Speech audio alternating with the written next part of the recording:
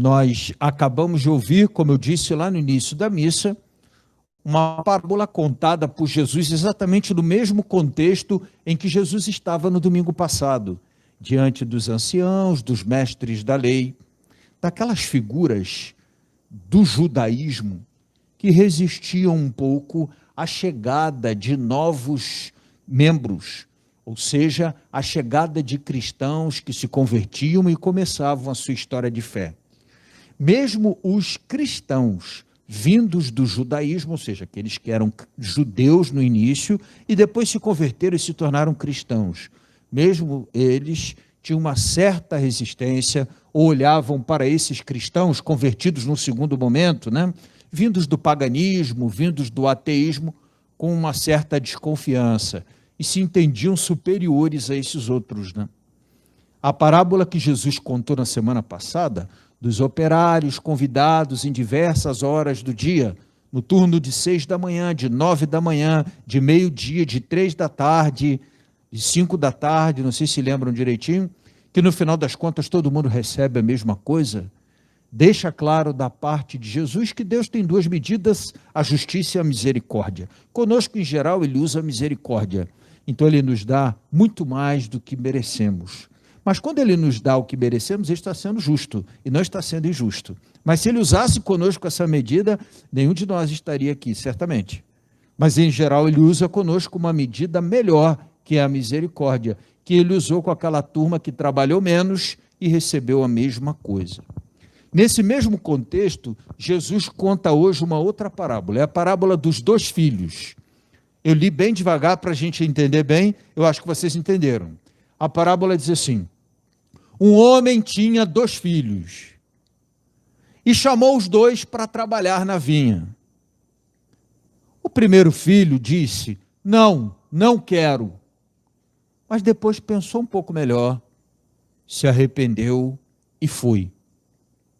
O segundo, de pronto, quando ele disse: não, eu vou. E não foi. E aí Jesus pergunta ali aos interlocutores dele, mestres da lei, anciãos, quem dos 2 fez a vontade do Pai? O, a princípio, desobediente, que no final das contas foi obediente, o primeiro que disse, não vou, mas foi.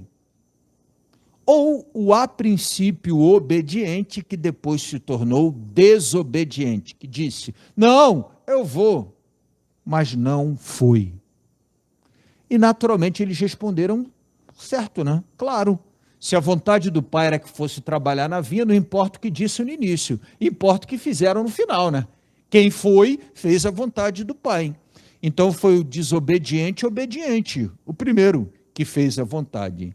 E aí Jesus aproveitou aquela resposta e disse, olha, vocês entenderam a parábola, entendem que quem faz a vontade do Pai é quem diz sim e vai, mas de alguma forma Jesus está se dirigindo e falando deles, como aqueles que na primeira hora, no primeiro momento, receberam a fé dos patriarcas, de Moisés, dos profetas, disseram sim, mas agora que chegou Jesus e disse, vamos trabalhar no reino, não tem dito sim a Jesus, mas dizem não.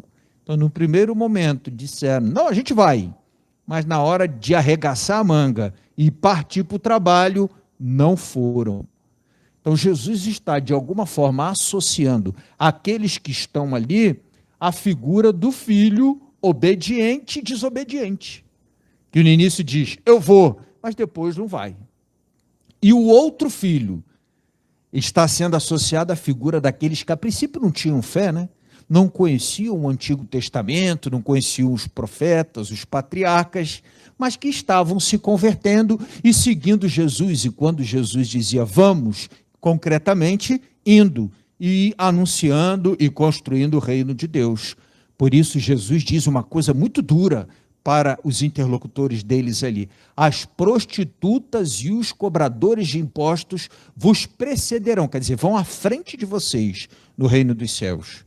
Porque entre eles há pessoas que têm dado, sim, embora no início não, mas concretamente têm lá trabalhado na vinha. Concretamente têm lá aceitado e construído e trabalhado na vinha.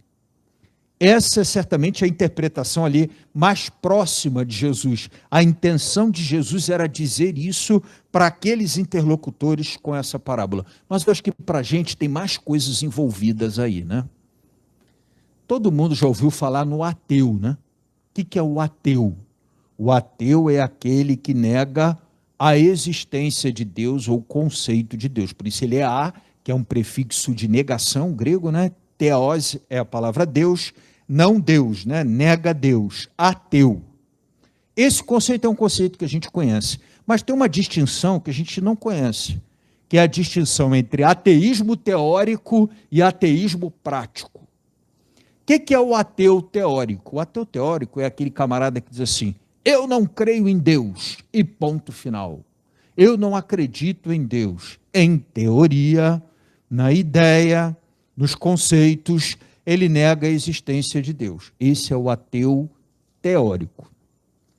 O ateu prático é uma outra coisa, que é o seguinte: eu até posso aceitar que Deus exista, eu até posso crer em Deus, mas na hora da vida, na hora do segunda, terça, quarta, quinta, sexta e sábado, né? Os dias que não são dias da igreja, aí eu vivo como se ele não existisse. Segundo os meus interesses, segundo os meus critérios, segundo os meus valores. Esse é o ateu prático. Ele nega ou não a existência de Deus, nem todo ateu prático é ateu teórico, mas ele vive como se Deus não existisse. Ou seja, ele não entende que a forma dele crer, que a lei do crer, sugere uma forma de viver, seja também a lei do viver. Os latinos diziam assim, ó, lex orandi, lex credendi statuit, que significa a lei do orar deve reger, deve nos ensinar a lei do viver, como a gente deve viver.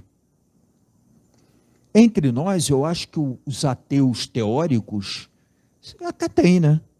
E o pessoal que vai para a universidade encontra um professor que estudou um pouquinho assim de Hegel ou de Marx, junta uma meia dúzia de ideias, joga, e o camarada abre mão de toda a experiência familiar, tradição de fé, porque ele acha que alguém descobriu a pólvora e descobriu que ninguém tinha descoberto acerca da não existência de Deus, né?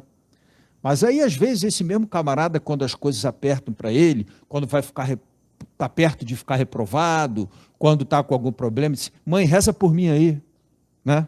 Aí, mãe, reza por mim aí, mãe, né? Ou quando a coisa aperta muito, ai meu Deus. Ou quando você pergunta: ei, você é ateu? Graças a Deus, graças a Deus. Então, os ateus teóricos, eles até existem entre nós, né? Mas a nossa realidade, um país tão abraçado pela fé, mas os ateus práticos, esses possivelmente existem em número considerável. E aí é muito assim, sutil e perigoso que a gente talvez possa estar engrossando essas fileiras, a fileira do ateu prático. Viver como se Deus não existisse. O ateu teórico nega a existência de Deus. E o outro vive como se Deus não tivesse existido, podendo até não negar a existência de Deus. Esse conceito de ateu teórico, eu estou chamando a atenção, né, tentando explicar, para lembrar de um dos filhos ali, né? O que pode acontecer conosco, até como cristãos, dentro da comunidade de fé. O filho disse: eu vou trabalhar na vinha. Mas depois ele pensou e disse: eu vou fazer do meu jeito, vou nada. Eu lembro muito da figura do ateu prático, quando olho para esse filho, e peço muito a Deus que em algumas situações eu me livre de um comportamento semelhante, assim, no sentido de reconhecer, eu vou, a fé, a existência de Deus, mas na hora que isso precisa ser transformado em vida, fazer do meu jeito como se Deus não existisse. Tem um outro conceito também bastante interessante, que foi bem desenvolvido por um teólogo estudioso da nossa fé, que é um dos pais ali da ideia do Concílio Vaticano II, chamado Karl Rahner. Ele tem um conceito que é o conceito de cristão anônimo. O que ele chama de cristão anônimo? É aquele camarada que às vezes nem diz que crê em Deus. Em muitos casos até diz que não tem fé, ou diz que tem fé do jeito dele. Então, do ponto de vista teórico, do ponto de vista do vamos trabalhar na vinha, talvez ele diga não, no primeiro momento. Mas quando parte para a vida prática, para ir trabalhar na vinha, o cara tem outros comportamentos, assim, muito de acordo, muito sincronizados, né, sintonizados com as atitudes de quem casa a lei do crer e a lei do viver. Então, do ponto de vista ético, do ponto de vista moral, do ponto de vista das escolhas, acaba sendo mais cristão, infelizmente, né, do que muitos cristãos que estão dentro da comunidade, como aquele filho que diz, eu vou, mas depois não vai. É a tese do cristão anônimo. Karl Rahner diz que deveria nos fazer pensar muito se no nosso ambiente de trabalho, se na nossa vizinhança, se nos lugares onde nós estamos, um irmão não cristão, ou até que não acredita em Deus, testemunha mais virtudes, uma vida mais justa, uma vida mais correta do que nós. Deveria ser uma ocasião de reflexão.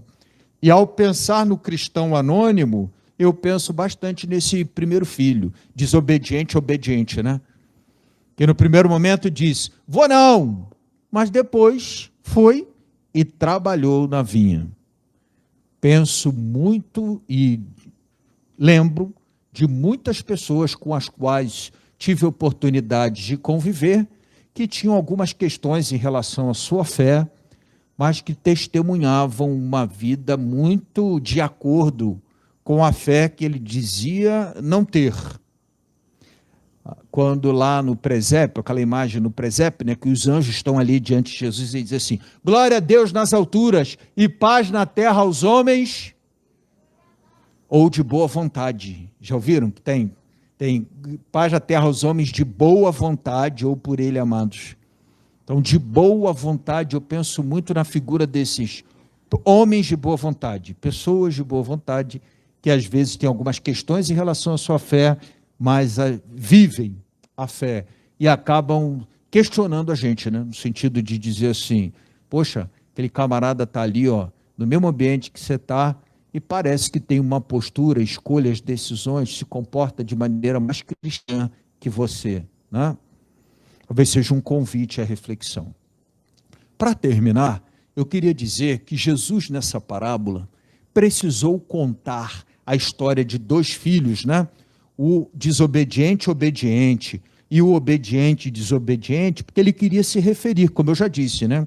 Àqueles que, mestres da lei, fariseus, que sempre abraçaram a fé, é o obediente desobediente, e a turma que chegou depois, e que estava abraçando e dizendo sim, indo para a vinha, que são os desobedientes obedientes. Mas que existe um terceiro filho nessa parábola, que eu acho que é o filho ideal, que eu acho que é o filho que a gente é convidado a ser, né? Vou dar um exemplo, desculpe, vou citar uma criança presente, fiz isso em Nossa Senhora de Fátima, o moleque amarrou a cara para mim até o final da missa. Mas vou citar uma criança presente. Vamos supor que você diga assim, Daniel, vai jogar o lixo para a mamãe, Daniel? Vou não. Manda a Júlia. Manda o Arthur. Só tem eu em casa. Entendem? Isso aborrece, chateia. Quando a gente faz um pedido a um filho e você recebe um não, aborrece. Mesmo que depois Daniel leve o lixo, naquela hora, olha o caminhão do lixo, o barulho vai, desce, correndo para levar o lixo, mesmo que leve o lixo, já gerou um estressezinho. Foi uma desobediência obediente, porque no final das contas levou, porque se não levasse também, né? Mas teve lá o seu estressezinho. Quem tem filho sabe, né? Pior é aquele que diz assim, fulano, faz isso, peraí, última partida. É só, estou terminando, é só essa partidinha aqui. E vai cozinhando. Em muitos casos você vai e faz, porque o camarada está comendo o teu juízo com aquele negócio de, pera um pouquinho, só um pouquinho, já vou, e a coisa não rola, né? Leva isso aqui, paga essa fatura para mim, faz assim, peraí, já vou. Isso vai, e em muitos casos a gente pega e faz. Eu, por exemplo, né, não sou pai biológico, mas eu acho que eu seria desse tipo. Tá bom, daqui, eu faço. Pela coisa do evitar o desgaste, você está pedindo. Então tem um filho melhor. Melhor do que o filho que diz não e depois vai. Ou o filho que diz sim e não vai, é o terceiro filho. Quando o pai diz, vamos trabalhar na via, ele diz sim. Poxa, eu esperava um coro. Vocês estão cochilando. Eu esperava um coro. Aquele filho que quando o pai diz, vamos trabalhar na vinha, ele diz sim, e vai. Esse é o melhor filho, né? E é certamente o filho que a gente é convidado a ser a partir dessa parábola de hoje, né? Quando a gente recebe pai, mãe, casa, enfim, quando a gente recebe do próprio Deus aquela coisa, Daniel, vai jogar o lixo. Para o jogo, no meio do jogo. Sonho meu, né? Vai buscar quem mora longe. Para o jogo, vai pegar o lixo e leva. Essa prontidão para dizer sim e pôr em prática o sim dado, a palavra de hoje nos convida a viver. Então, desejo a todos que a nossa reflexão dessa semana nos ajude muito a gente se colocar aí entre esses três filhos, né? Entender onde é que a gente está e tentar aproximar nossa experiência de vida desse terceiro filho aí, do filho ideal. O filho que diz sim e vai. Vamos ficar de pé, professor.